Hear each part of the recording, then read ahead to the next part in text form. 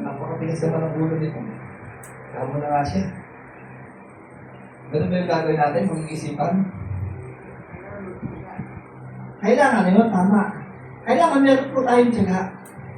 Kasi dapat ang isang nakakilala sa Panginoon, meron po tayong tinatawag na shepherd heart. Kasi paano ka makapag-aaya? Sasabihin natin, inaya natin. Ayaw sumama. Sabihin natin, nakilala, nakasalubong mo pa siya uli. Ano ang gagawin mo? Ayaw naman niya eh. Bahala na siya sa kanya. Alam niyo po, nakakatuwa. Yung karakter na yung Pastora Winona. Ano, kilala niyo po yung kapitbahay niyo dyan? So, may basketballan.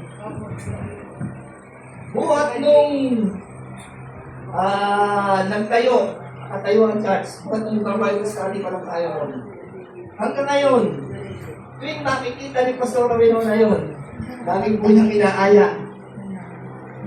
Gana, best friend. Sabihin natin kung ano yung kanang pamamakan ginawa. Friend.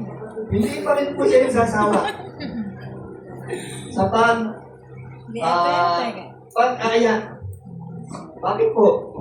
Kasi po, siya po ay mayroong shepherd heart. Ayaw niya yung tao ay mapahamak. Dapat po tayo, karakter din natin, katulad po ni David. Siyempre, sabi po, pagkataon po na wala ang 100 tupa, sa 100 nawala ang isa, sabi, iiwan daw yung 99 at Hahanapin yung isa. nawala. Ano po yung sabihin nun? Meron po shepherd heart.